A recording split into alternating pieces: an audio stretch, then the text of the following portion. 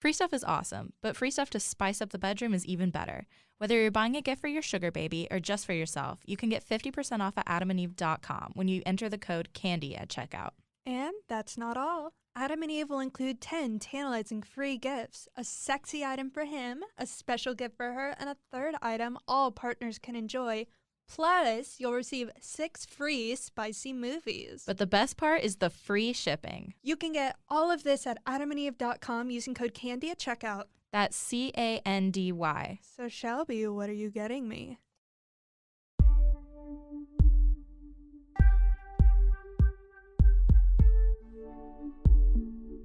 Candy Girl Podcast. Fuck me, daddy.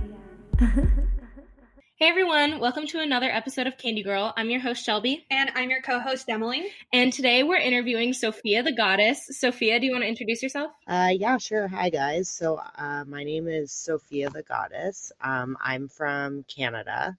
That's as specific as I'm going to get, but I am a Canadian friend here, and I've been doing sex work in some capacity for about 7 years now, all different types, and yeah. I'm 27, so yeah, I've been doing this stuff since I was around 20. That's when I started, and yeah. Sophia reached out to us through our email, and she just sent us a little message like, hey, I love the show, and then we didn't really hear back from her for a couple months, and then she emailed us again and was like, hey, still listening, and we were like, you should come on and talk to us, and she was very enthusiastic about it, so we're super excited to have her on. I guess first, to start off, tell us how you got into sex work. Okay, so like I said, when I was around 20, I had, done every part-time, crappy, whatever type job that you can imagine at that point in my life. And I was, I guess, a year into my undergrad or so, and I really wanted to focus all of my time and energy on my studies as much as possible. So, trying to squeeze in 5 8-hour shifts at McDonald's every week, or, the video store or the bar, or, I had 8,000 different part-time jobs, and trying to fit all of that in with, and also, kind of get the kind of grades that I wanted and go take my life in the direction that I wanted it to go in. It wasn't really feasible. So I had always kind of been interested in the idea of different types of sex work. I'm not really sure whatever drew me in that direction, because it definitely didn't have anything to do with growing up being exposed to it or anything like that, at least not on purpose. But obviously I was being in some capacity, and I'd always kind of had that idea in the back of my head as something I was interested in trying. And then, I had a couple friends who were into it in different capacities, and I just kind of picked their brains and jumped in, I guess. And since then I've always done some form of sex work. It's really evolved over time. But yeah, getting into it was just kind of a blind leap, I guess, like an interest and a blind leap. So from there, how did that work out for you? Honestly, I'm lucky. I've had pretty much, I would say 99% of my time in this line of work has been extremely positive. Like I said, it's definitely developed over time, and I can talk about how that kind of happened at any point that you guys want me to. But yeah, it started off very positive. Obviously, everybody has good days and bad days, so there was some of that, but I've always really truly enjoyed it. At this point in my life now, I definitely have other options, but I just always keep coming back to this, and I truly love it, especially what I'm doing now. I love what I'm doing now. So yeah, it's just always been great to me so far. What are you doing right now? So right now, I'm doing a couple different things. So I guess part of my development into this line of work is when I started, I was just kind of doing the typical things. I wasn't super well versed in the fetish world or anything like that. Like I didn't even know much about it. I was just kind of doing the normal, not normal, but non-fetishy type stuff. And then for about 4 or 5 years, I switched from kind of the more mainstream lines of sex work to kind of like a sugar dating relationship. I had one great sugar relationship through that entire time. And that allowed me to have the time and energy to pursue a lot of other things that I was interested in, including my education, but also I'm like super into training, strength training, all that kind of stuff. And I guess through that, on my own personal Instagram, that has nothing to do with my sex work, a lot of men were reaching out to me on there about all kinds of different stuff that I'd never heard of and didn't even know existed. And then once I was kind of finished with that relationship and still interested in pursuing some sort of sex work in some capacity, that's when I started looking into all that stuff. And kind of like the stuff that they were asking me about was like, you know, do you think you could lift me over your head? Or like, do you think you could crush my head like a watermelon, like between your legs? Like stuff like that I had no idea was Wait, like, real quick. So can you? yeah, I mean, yeah, I could. Yes. I definitely could. Actually, a head would probably be easier than a watermelon. I have to like control myself when I'm doing it because I probably could literally like pop someone's head off. So That's literally Shelby's entire fitness goal. I know somebody said that to me last night. He said, I want you to crush my head between your thighs. And I was like, oh my God, yes. yeah, it's so much more of a thing than I ever thought. So once I found out about all that, I was like, frick, like I have a really big following on my normal Instagram just from all the other stuff that I do. And I was like, I could make something out of this. Like, and at least this is like literally specifically my niche. Like not everyone can do this. It's because I've put 5 years into getting strong and building muscle and all that kind of stuff. It's like this literally ties in my two biggest passions together and makes me a niche, which I never was before. And I always had thought like if I had some sort of niche, like this would be so much easier. So I found out that there's an actual website, like literally specifically just catering to this type of experience.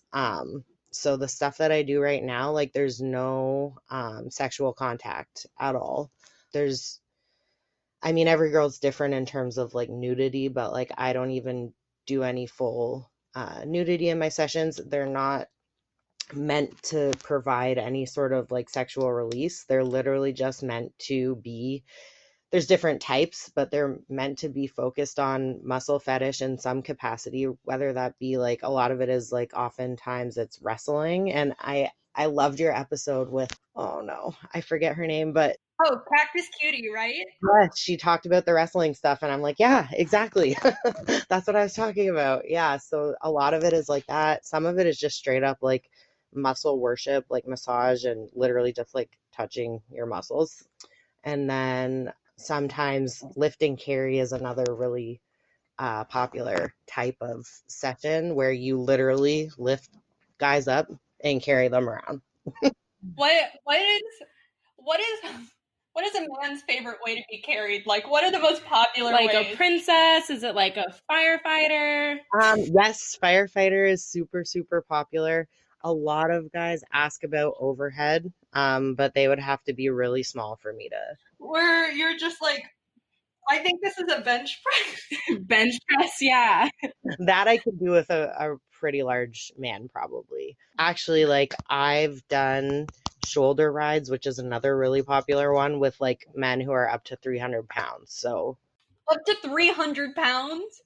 yeah. So, and I've like squatted down with them and everything. So I would say most of the guys who are into lift and carry, cradle is like a good place that they always want to start. And I honestly find this to be like one of the most wholesome fetishes I've ever heard of because like they honestly literally just want to feel like you're like their superhero or something. Like, and I just think that's such a wholesome way that they view women. I really love it. So I find the kind of guys who are into this kind of stuff are like really nice, kind, giving, generous, respectful men, usually. Wait, question. Yes. Do you think this has anything to do with the fact that you're based out of Canada, where there's literally a stereotype for being too nice and polite? Honestly, I get inquiries and I get people traveling from all over the world. So I would love for us to take credit for that, but I don't think that we can. Damn, this is my favorite form of sex work, I've decided. I'm so jazzed. It's really, like I said, it's really wholesome and it's really like out of everything I've ever done, it makes me feel the most, I guess, good about myself. Like just because you really feel like you're, like I said, like you're someone's hero or something. Like it's like, Do it's you think really, it like goes back to I've heard a lot of things where like, sometimes people's fetishes are like established in childhood. Do you think it goes back to just, being held as like a kid oh, or yes, some of it does. I've asked, especially with lift and carry, but with all muscle fetishy kind of guys, I guess. I love to pick their brain and ask them, like, do you know, like, what got you into this? Do you know why you like this? And, obviously, a good number of them just say, like, I don't know, I just like it. But a lot of them can pinpoint exact moments. And my favorite one that I ever heard, and this was from, like, literally a huge man, which is why part of the reason why I was so fascinated to like know why he likes this stuff. And he said he remembers the exact moment and it was like on a school playground when he was like young, like 7 to 10 type age, where a bully was picking on him and then a girl came up and like kind of like knocked the bully out and overpowered him kind of thing. And he said ever since then he's just loved strong women who can like I guess defend themselves. Just yeah, he's into strength ever since then. And obviously I think that's adorable. But so much of toxic masculinity just like denies basic human needs, like just wanting to feel safe. yes, exactly. And that's what I always think is like, yeah, these guys deserve to feel safe and protected too, if that's what they like. And if it is, like, what a sign that you're comfortable in your own masculinity and you're comfortable in your own sexuality. The fact that you're able to like voice this preference and be so open about it, like I just have a lot of respect for that. This is so wholesome. It really is. I mean, obviously there's a lot of like sexual aspects to it too. It's a fetish, right? But like this side of it, I find just very endearing. And it's very easy to like develop good rapport and relationships in this type of sex work. Whereas, with some of the stuff that I did before, it was a lot more cut and dry, which is fine too. But I definitely have a preference for like the human side of things, like the really like building a relationship in a sense side of things. So I find that works well for me too with this kind of stuff. How does what you do compare to a dominatrix, or is it like, would you consider yourself a dominatrix? You're using a lot of similar Terminology. Yeah, a lot of similar terminology like sessioning, appealing to fetish, but I just don't perceive you as a dom, and I'm probably wrong. So I think you're right, to be honest. I'm personally not super dominant. I know there's a ton of crossover. Like the session can literally be kind of formatted literally however you want it. Like a lot of guys want um this they want a muscular woman doing the more dom type stuff to them, if that makes sense. Like they seek you out on this site because they like the look of like a big strong muscular woman, but they want activities that are more dom like. And that's not, I don't know enough about that kind of stuff. Like again, listening to some of your other podcasts, like there's so much that goes into that I'm generally not comfortable with offering that kind of stuff. There are things that I am comfortable with, just because I've had enough experience with them by now that I do feel comfortable with it and I do enjoy it. Like a lot of like the CBT stuff, like that is a definite crossover. And that is something that I have a lot of experience with. So yeah, like there's definitely parts of it that cross over, but I wouldn't say every girl who does like wrestling sessions is also a dom, or that you can't find just straight up doms who like advertise on that site just because they have that look. Like there's such a huge crossover between, I mean, even this and every other type of sex work. Like every provider on there is different. So it's really kind of just a matter of like comfort level, experience level, and just finding the person who matches what you're looking for.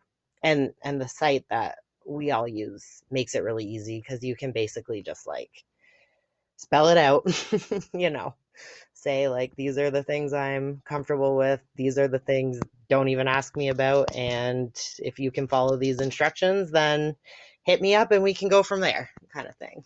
When, or in your experience, since you've been involved in sex work for 7 years, when you list out things that you're definitely not up to, does it tend to be things that, you know, you've tried out and you're like, this isn't really for me? Or is it, you know, mostly things where you're like, this is my line, I never want to like go this far, why the fuck are you even asking me this?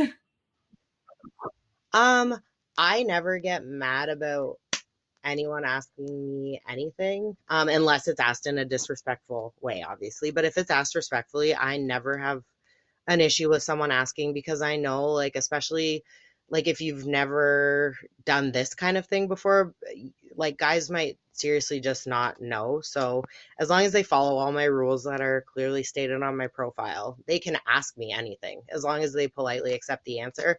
But my lines, for me, myself personally, it's not that I've tried the stuff and I don't like it. It's that now that I'm focusing my time, energy, effort, putting the work in to provide this specific type of experience, I don't feel the need to cross certain lines that blur this dynamic. Like to me, the dynamic for this is I'm in control of this session. I'm the one who has you kind of have to have this persona where it's like, hey, I'm the one who looks the way that you fetishize. So I make the rules. I mean, I'm just kind of going into persona, which feels weird for me when I'm not doing a session, but I make the rules. You're lucky that you even get to be in a room with me for an hour, because I'm literally the person that you've like put on this pedestal for your entire life. So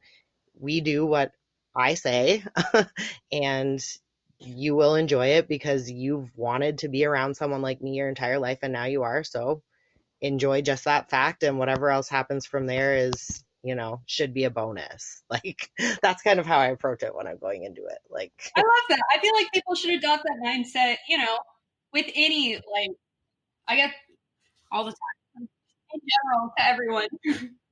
yeah. And know that what you're bringing to the table has value, and make sure that anyone that you allow to be around you at all sees the value in it. And that's kind of, it's more of a respect thing for me, I guess. It's like I want to know that I'm seeing people that respect all the time, effort, and work that I've put in to get to this point. And if all they care about is like coming in and spending 10 minutes and getting off or something, then no, that's not what we've put all this work in for at this point. For me. Wait, so will guys really just come? I'm assuming is it safe to assume that your client base is mostly male? Yeah. Yeah. I've Okay. had, I've, for the online stuff, I've had a lot of women, and I think that's just because they're not super comfortable. Like they're nervous. I know there's women interested in this stuff just because, like I said, with any online work I've done, I've had tons of women. And then, you know, they'll usually message, because the online stuff I do is very interactive. So they'll message, and like with the men, I kind of like to get their stories and what they're into and stuff. Like I've done a lot of like cam sessions and stuff with women. And they usually just say they're too intimidated to like see someone in real life, but that they like fantasize about it a lot and stuff like that. So I have had couples come where the man wants to see the woman lifted and carried instead. So that's definitely happened, but in person, no, it's mainly men of all ages, shapes, sizes, heights, weights, etc. But and ages surprises me a lot, like from like 20 years old to like 80 years old. A muscle fetish is a muscle fetish, apparently. Been around for years. Damn, I really want a girl to beat me up. Like that's my type of woman, is like a woman who could beat me up. Yeah, I think a lot of women are like that. A lot of women who are into women are like that, which is pretty cool. Like I definitely have no issue with that whatsoever. Yeah, I'm very excited. This podcast inspired me to seek out a dominatrix in Denver, where I'm moving. Obviously, I've never done it before, but you know, I feel like I should see a dungeon sooner rather than later, and you know, To find out about what they have to drink there, it's like you're like, they don't have LaCroix, I'm leaving. just make sure you put that on your little questionnaire, and I'm sure they'll make sure they have it for you. Oh my god, they all have like some type of sparkling water, so I'll be more surprised if they don't have it. Yeah, that's true. I'm sure you won't leave disappointed for any reason, including the water. This podcast has shown us our preferred services. Like you're gonna go see a dominatrix, and I want someone to throw me.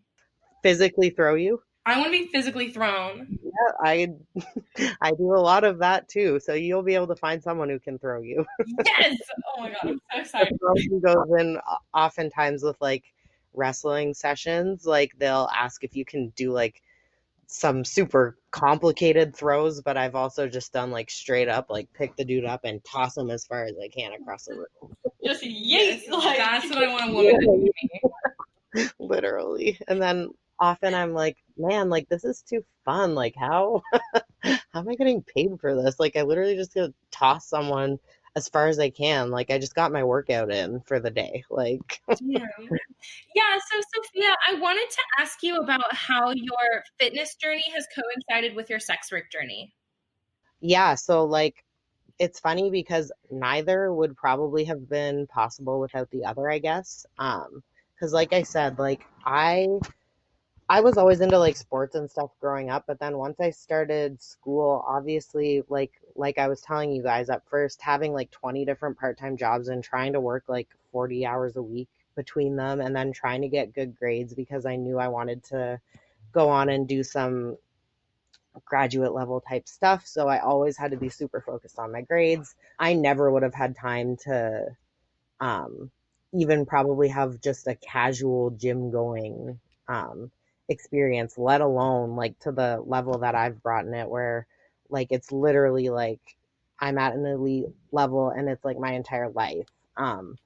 I was only able to do that because, like I said, I was able to not only give up part-time jobs, but then I was even able to give up like sex work where I had to be doing any sort of like administrative tasks because I was lucky. And you know, people talk about finding a whale or a unicorn. Well, I definitely found that, and that literally allowed me to put 100% of my time, effort, and energy into school and training. So that's like all I did for 5 years until I finished school.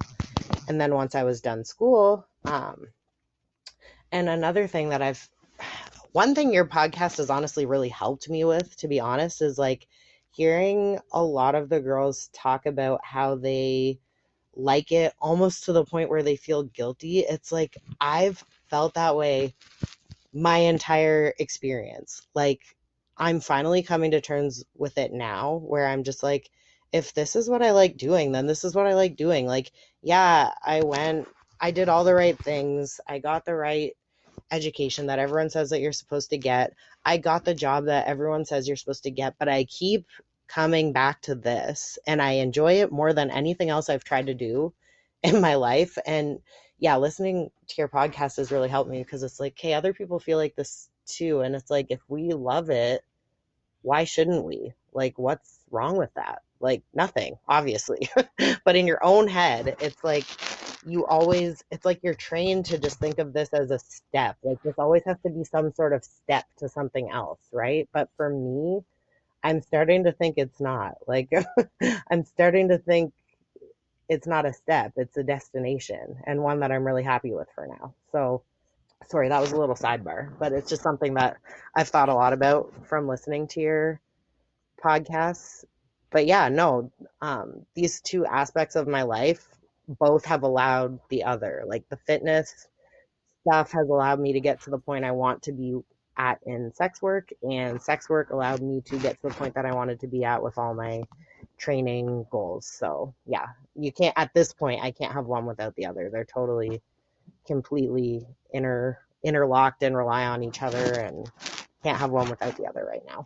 My whole heart. I loved everything that you just said. Yay. Thanks. I'm glad. It was from the heart. True. We're helping. Emily, you had some questions written down. Yes, as I go through interviews, I type down questions so I don't forget them. Awesome. Hit me. So, man, I have like several questions that I need to get through. I think the one that I'm most like inclined to find out about is, I've never wrestled with anyone. So, what's a wrestling session like? And then a follow-up question is, you know how like when my boyfriend and I wrestle, he like lets me win. So like, are you ever supposed to let the guy win, or is he always supposed to lose? Do they ever get competitive? Like, they really think they can like win?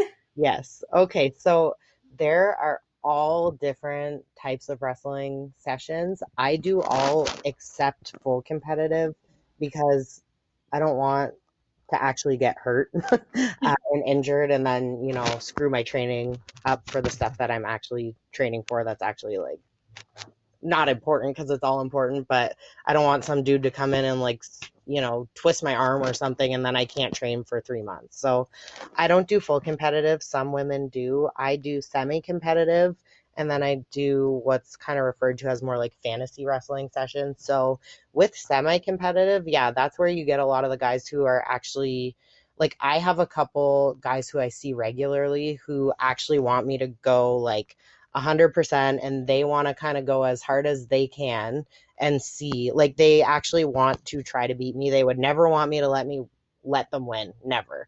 They'd be mad if I let them win, because they actually want to try to beat me. They never have, but they actually want to try. And some of them are actually like a little challenging for me, but that I would say is less common than the guys who want more of the like fantasy wrestling experience. And with that, it's more like, I don't go all out. I start really slow. It's more just kind of like teaching them. Like, I put them in a lot of like scissor holds, and then I go 10%, and then I go 20%, and then they tap out when they need to tap out. And then we take a little break, and then I teach them a body scissor. Same thing. I increase pressure till they tap. If they have a favorite one, we'll do that a bunch of times, but it's not really an actual like back and forth like the semi-competitive, where we're actually like keeping score, tapping out.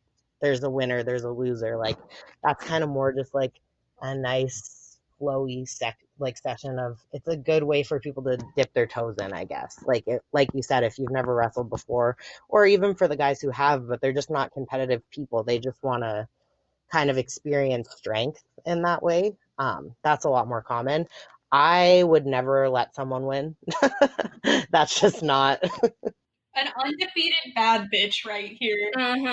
like, I just don't have, I'm very competitive, so I would never let someone win. If someone beat me, I would be very impressed and very shocked. It hasn't happened yet, but I'm sure it could happen if someone came in and actually had like a ton of like technical skills and was bigger, but usually they only have one or the other, so I can usually beat them. But No, I mean, maybe there's guys who would want you to let them win. I've luckily never met one. Like most of the guys I meet, like they'd be mad if I let them win. Now I will give for the guys who I see more regularly, I give them like, I'm not sure even what it's called, but I give them little advantages. Like I'll give them like a 5 point advantage to start, or I'll give them like, I'll tell them I'm only going to go 60% and they can go 100. Like I'll do stuff like that just to make it more fun. Cause for the people I see more regularly, like I've already smashed them 20 million times. Like you got to kind of add some variety. So I'll like find ways to play around with it to make it more challenging for me. But no, I would never just like straight up let someone win. It's a whole new meaning for the word smash. Obviously, Literally meaning literally smash them into the ground. I'm pretty proud of that one, not gonna lie. That was good. That was good. Thanks, guys. Obviously, I have a follow-up question. One, is there a point system? There's a few different ones, yeah. I usually just keep it simple, like best 3 matches out of 5 or best 5 out of 8 or something like that. But there's like more complex point systems. If guys want to get into all that, like they have to tell me in advance and they have to know what they're talking about because I'm not going to take the time to learn like jujitsu, like scoring system official or something like that. But I've this one guy keeps popping into my head the whole time I'm talking about this because I do have one guy I see regularly who's like very competitive and it's like a point of pride for him. Like there's nothing sexual about this to him whatsoever. Like he literally just wants to see if he can ever beat anyone. It's kind of cute because he like really keeps track of it all in his head. He's like a wrestling like super fan just in general. So he's like kind of introduced me to like some of the more complicated point systems, but most of them like they just want to come in, learn some holds, be around a super strong woman, maybe get some lifts and some throws in. At that point, it just sounds like you're, I don't know, his personal trainer, like, yeah. like almost the coach. Like, and then another thing that I just kind of wanted to follow up on. So I'm like imagining all these holds, but I'm assuming it's not in a dungeon. Like, what does this space to do this like look like? Is it wrestling mats everywhere? Yeah, usually yes. I'll ask them beforehand, like, well, it depends. Like if I usually only do 1 or 2 weekends a month and I sell those entire weekends out every single time. Like there's such a high demand for this that I really try to like squeeze everything into like a short amount of time. So if on the rare occasion I was only seeing like maybe 2 or 3 sessions for a weekend, I'd probably ask them all if they wanted mats because I also session like 4 hours away from where I actually live. So I wouldn't want to like cart all that shit with me if nobody wanted to use it, if that makes sense. Like if all I had was muscle worship and lift and carry, then okay, I'll just carry them and throw them onto a bed or something. I don't need to cart all my mats there. But if it's wrestling, yeah, I bring actual wrestling mats. I make sure I get a room with like a ton of extra space. I've actually done like private sessions in actual like boxing gyms and stuff before too. It kind of just depends what kind of stuff they want to do, but I have everything I need if they want like a full on like mats and wrestling and everything. I have all that stuff. Has anybody like ever approached you and just asked you to like role play a really specific like movie or wrestling match? Yeah, I've had well, maybe not super specific to the point where they're naming actual movies, but like lots of stuff where they're like, okay, I want to come in and like pretend like you're my boss and I screwed this assignment up, so you just like wrestle the living shit out of me, or like pretend you're my personal trainer. I get this one all the time. Like this is probably the most common one. I think because it's like a nice little like for beginners, it like helps them kind of like segue into it. They're I guess playing a part, they feel less awkward, but like they ask, do the whole like, okay, you're my trainer and I can't get this one move right over and over again, or we're stretching and like I do something inappropriate or something like that. A lot of them like to have that little like lead in. I do have one guy, I haven't seen him yet, but he sent me a lot of money for like online type stuff, and he's like really into like costumes. Like he sent pictures to me of like past sessions he's done where he's like dressed like an alien and stuff. He likes like all the costumes. Some guys are like really into that side of it. I have not encountered many of them at this point.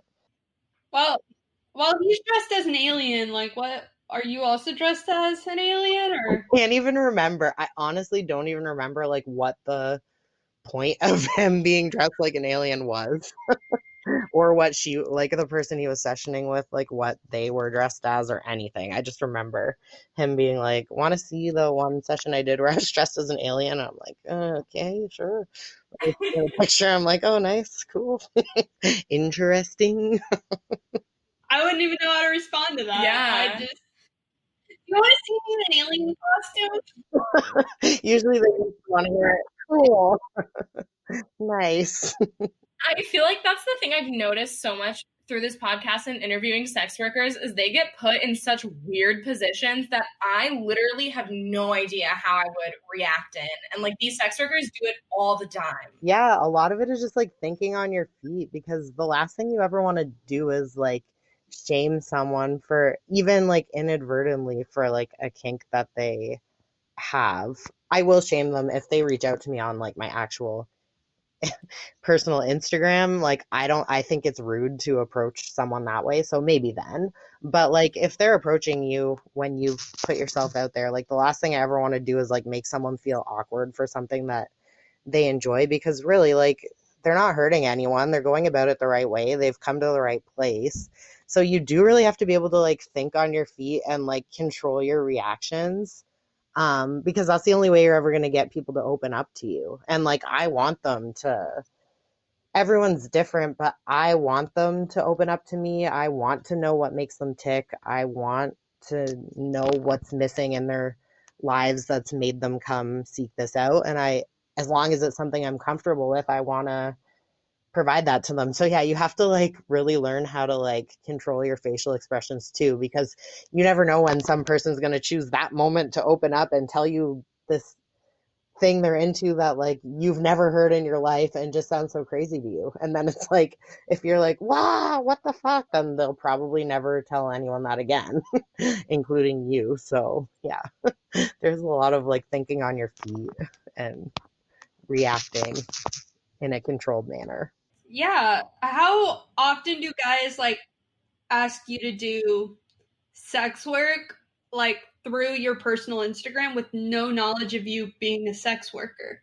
Oh, all the time. Literally. Okay, so interestingly enough, so I was kind of telling you guys when we were emailing back and forth that like I'm like, having done this for 7 years, I'm like like to do everything the old fashioned way. Like I have to be drag kicking and screaming into every like new technological development. I'm like, why can't it all just stay the way it was when I started 7 years ago? Like the classic like boomer, even though I'm 27. Like, can't we keep things how they were? But so I finally, when like quarantine and everything started, I finally made an OnlyFans, like, which even my own me outside of sex work, like people have been telling me to do that like in my normal life for like years, just because of like I'll post screenshots of weird creeper conversations on my own personal Instagram all the time, like weird stuff people ask me, and people are always like, you should just like make one, like, because I have a big following on that and everything. And so since making one, I don't post it anywhere on my personal Instagram or anything like that. I only advertise stuff that's connected to my sex work, but I do cherry pick people off there. Like if someone's messaged me 20 times and I've ignored them 20 times, I just send them the link. Like, and if they don't subscribe, then I just block them.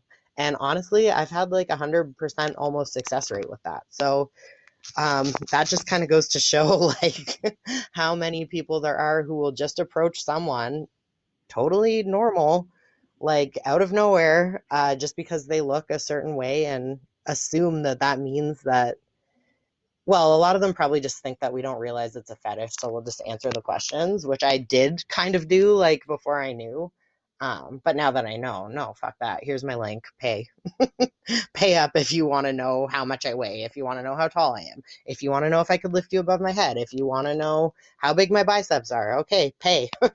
Then you'll find out, right? Like, Are there so few muscular women that it's this sought after? Like, do you think, people in, I guess, the like fitness side of your profession who like aren't sex workers, do you think they get asked to do sex work pretty often? oh yeah.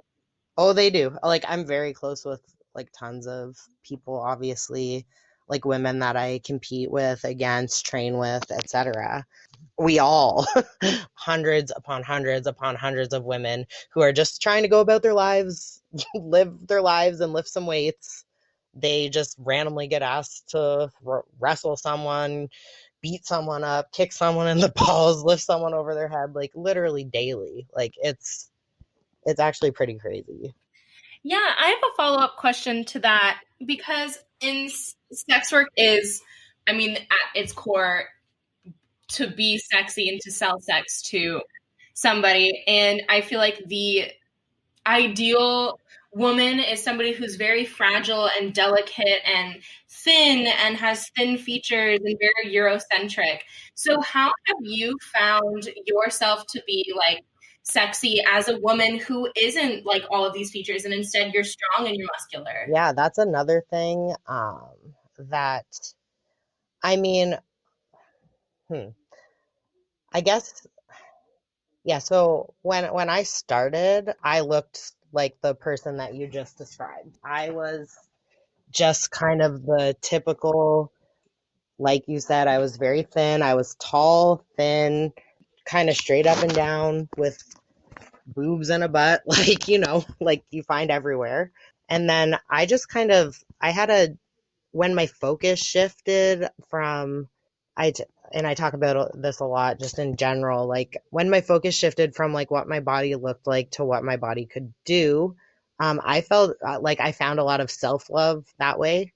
And at that point in my life, I didn't really care like who liked it, who didn't. I was just like, well, I need my body to do XYZ. And if it's going to do XYZ, it's got to look like this. So I can either love my body for doing what I want it to, or I can hate how it looks and be miserable, but it's still going to look that way because I love doing this and I'm not going to stop. So I just kind of said, you know what? Like, muscles are sexy, being strong is sexy, like, and then when you see like when you see how many, not that it should matter, but yeah, it's a confidence boost when you realize like, okay, I love myself this way, and there's also like a huge amount of people who love it too, and who literally worship it and fetishize it and think about it nonstop every day, and will follow you to the ends of the earth. Like, that's the big difference between like my clientele now and my clientele when I started,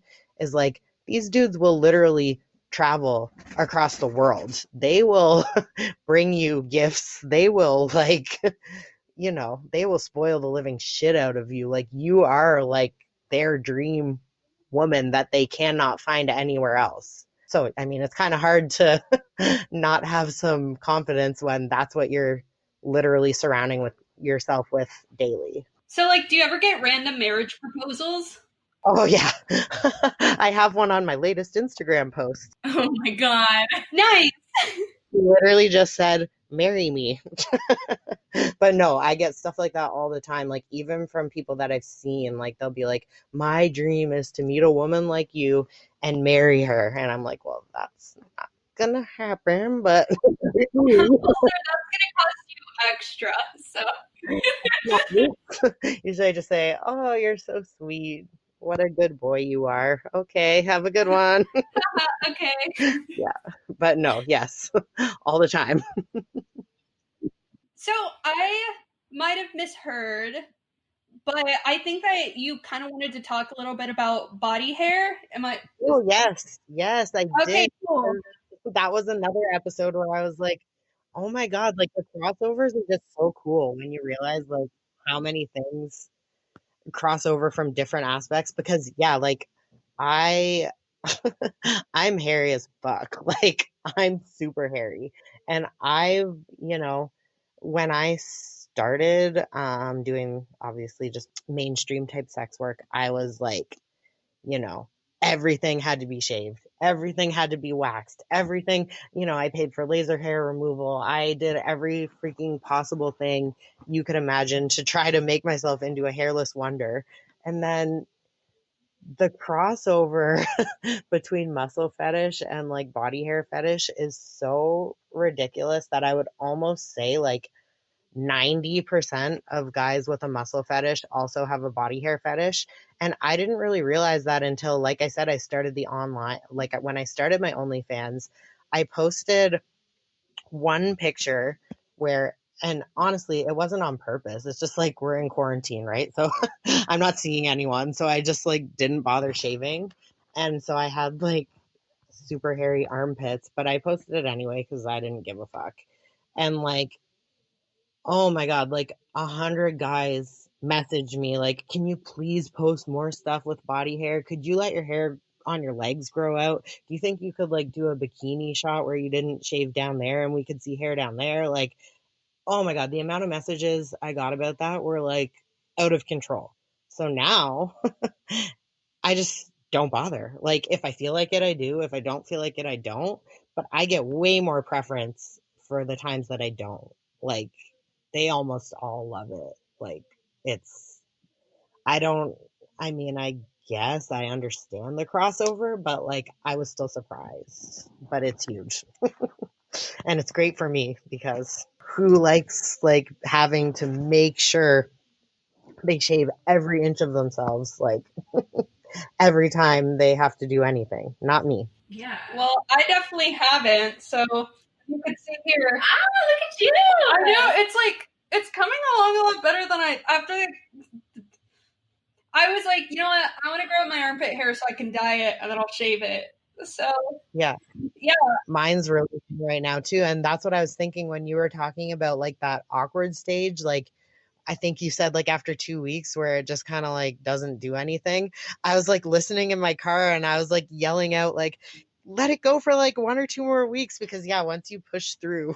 I finally pushed through, but I couldn't do like, man, like my leg hair got like pretty long, but then, Yeah. just earlier this week I was like in the shower, and like a weird thing is like, I just started my new job, so I'm always wearing like sleeved shirts, especially because I'm not getting paid by any way. Not that it should matter, but it feels weird. But when I shave my legs, I was really thinking about it, and I was like, you know what? I honestly think it's men missing out on like just the feeling of shaved legs. Yeah, I think so too. Yeah. I just like, I love how much easier it is to shave too. Like, once you've grown it out, it's like, I don't know if you've noticed this yet, but like trying to shave like little prickles, like you just end up with so much more like ingrown hairs and stuff. But when you let it grow out, it just shaves off like so perfectly and smoothly. Yeah, and then you don't miss spots Yeah, you because don't miss like spots because it's obviously there. I love that too. It's like, it's so much more fun to shave when when there's actually hair there. Like, Agree. so I have no idea how much longer I'm gonna let my armpit hair grow out. So mine's super long right now. It's like really soft and long. I love it. That I probably won't shave too. Yes. Cactus Cutie said that like she liked when it grew out really long and she could almost pet it. Yeah, She's so cute. I That's know. kind of like where I'm going. I'm obsessed with her. Yeah. That's why I love your show too, because I find so many fun people to like follow, like from listening to you guys. And then it's like, because I was kind of saying in my emails too, it's like you don't really have like people to talk to about this stuff. Like, it's been nice with the OnlyFans because I'm more comfortable with like people knowing about that. So a lot of my close friends know about that. And that's been nice to at least be able to be open with that part of my life. And I found that like that does kind of open up conversation about the other stuff a lot of times. And like, really, if someone's your friend, like, you should be able to tell them that stuff. But it's just, you know, you never know, like, and you get wary. And so it's just nice to like, it's cathartic listening to your show and like knowing like it's almost like you got to have the conversation, even if you weren't there, or at least like feel like there's other people like who you can relate to. Because it does suck, like, especially when you're like me and you love it, like it sucks not to just be able to be like, oh my God, listen to this like hilarious day I had at work, like, or listen to like how much freaking money I made in a 24-hour period. I'm stoked. Like it sucks not being able to tell people that stuff. So Yeah, I always find it really interesting. We have conversations with people that, like, you know, obviously we don't know most of our guests as well as our closest friends, but sometimes we end up like having more intimate conversations than people have even like with their closest friends. oh yeah, for sure. Because, well, for one thing, you're kind of like, when I wanted to do this show, like I'd thought about it enough. Like I wouldn't have done it if I didn't feel like I would feel comfortable with the two of you like being open and honest, then I just wouldn't have bothered. So it's like you already come in expecting to like be vulnerable and like very open. So I feel like that's like a really conducive environment to have these kind of conversations. And then obviously like you kind of just, you know who your audience is going to be too. Like obviously there might be like quote unquote haters listening, but I really don't think most of them would bother. Like your audience is gonna be like other people who are either interested and supportive of this kind of stuff, or are involved in it themselves, or have been involved in it themselves, or even want to get involved in it. So it's like you've got the perfect audience for the kind of stuff you want to talk about. So you don't have to be as like careful, I guess, as you do when you're just talking to like, and even with your friends, like if you haven't talked to your friends specifically about their views on sex work, like unfortunately, people can surprise you in a bad way. Like people who, it's so strange to me, like people who are so open-minded and free thinking about every other topic. So you just assume they're going to be that way about this, and then they're not. It's so heart-wrenching when that happens. That's the last thing you want to find about Yes, I friends. do. I do work in tech. I know so many people like that where I'll bring up my podcast and then they'll be like, how can you encourage prostitution? I'm like, none of the women we have on here are trafficked. Like, what the Yeah, fuck? I know. It's just crazy. It's like that's the last argument people have to hang on to for this like moral thing against sex work. It's the only argument they can even possibly bring up that like doesn't make them sound like a total piece of shit. But like still, it's like, okay, I know what you're doing. You're just using that because you don't like the idea of this in general. And that's the only thing you can think to say. And it's like when it's one thing to find that out about a random person, but when you're forced to find that out about someone you're close with and realize like, man, if I told this person like everything I've been through for the last 7 years, they would judge me. They would think differently of me and not in a good way. It's like, it's a shitty thing to realize about someone that you care about and respect. So that's another reason, I guess, that I'm very wary about bringing this stuff up to close friends. But that's one way that, like, and again, this could be a whole other show. And maybe when I can get over there, it will be. But like, Yes. that's one nice thing that I think, like, OnlyFans, like, I'm the biggest OnlyFans fan ever now after I had to get dragged into it for like years. Now I'm like, man, this is awesome. Like, it's just making things more accessible for everyone, safer, to be honest, more power to creators, less power to anyone who's profiting off of them who isn't them, and just making the idea more mainstream and like making these conversations a lot easier. So I'm all for it now that I figured out how to use it. Yes. What would you say to, people or creators who might have been in a similar position as you where they were very reluctant to get on OnlyFans? Would you recommend it? Honestly, yeah, I highly, highly, highly, highly recommend it. It's so easy to use. It's really fun, to be honest. It's like, okay, if you like social media and Instagram, because this is why people like never understood why I didn't want to make one, because I'm like obsessed with Instagram. Like my personal Instagram, I have it curated exactly how I want it. I love gaining followers. Like I love putting my message out there. I've always been obsessed with like that type of social media. And OnlyFans, you really can run it just exactly how you run all your other social media. You just have to make sure that you get more, like I've gotten a lot more like picky on what I post on social media just because I got to save something for that exclusive content, quote unquote. And I don't do like nudity or anything on my OnlyFans. So you have to just choose what's going to be exclusive, commit to making it exclusive, and then market the living shit out of it. But if you can do that, like you can make so much money on there. It's fucking insane. Like I'm flabbergasted by the amount that I've made on there just starting out. And I have a friend who mentors me who's literally made like 100K in a month. In a month, there's an interview that we did where this girl consistently makes 40K a month, and I like had her repeat that number. I was like, I'm sorry, 40K, 400? Like, Yes. She has had more than 1 month where she made over 100K. And yeah, she's been mentoring me. So obviously that's helped. Like she's literally like, I call her like the CEO of OnlyFans. Like it's pretty helpful to have the CEO helping you when you're starting. I love the sex work community. Look at that support. bro, I feel like, people don't realize just, how supportive the sex work community is. Really, women are for each other. I feel like there's this stereotype where we're all like really catty.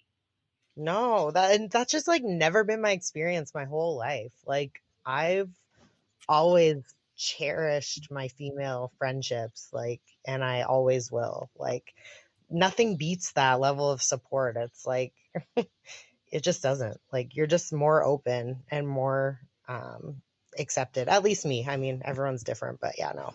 My experience with female friendships has always been extremely positive. So I really don't think people get that. No. I think they think it's always a competition, but it's not. It rarely, if ever, is. Like Yeah. Or a lot of times people are, just actively lifting each other up, just, trying to help the homies. Yep, exactly. Exactly. Like she did not have to give me all that advice, but here we are. And, even like the support network within like the sessioning world, the database we all keep on like people not to see, time wasters, we share it all with each other.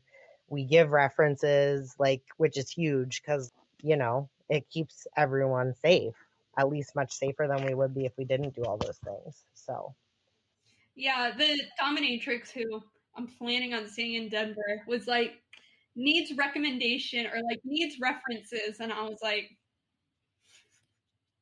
yeah, I'm like, it's have you heard him on my podcast? Like, I guess you could like use people who've been on the podcast as references. Like yeah, I feel like they'll be like, character references, not like one have dom was like, you should ask your dom to like gag you and put you in the corner. I feel like that drive you nuts. I was like, you got it, ma'am. yeah, that would be if someone wanted to torture me, that would be how you torture me too. I don't even know if it's like, really a sexual thing with me. Like, how you say you get those guys that like come in there and it's not sexual, they just love wrestling. Yeah. Yeah. I feel like that's gonna be me. Like, it's not sexual. I just really want to be in a vacuum bed. Like, Yeah, I've heard you talk about that too. yeah, don't worry. The mistress I'm seeing has one. So Amazing. Well, Sophia, thank you so much for talking with us. This was such a fun episode, and we've never talked to somebody who does your form of sex work before, so it got to be really insightful for us, which is fucking awesome, as always. Hopefully, you can come to Texas or to Colorado after this pandemic kind of blows over and everything's safe again, because we would love to talk to you more in person. I am so down for that. I'm definitely going to put that into my schedule when the border opens up. This was so much fun. Thank you guys so much for having me on. And yeah, I would love to continue this conversation in person in the future.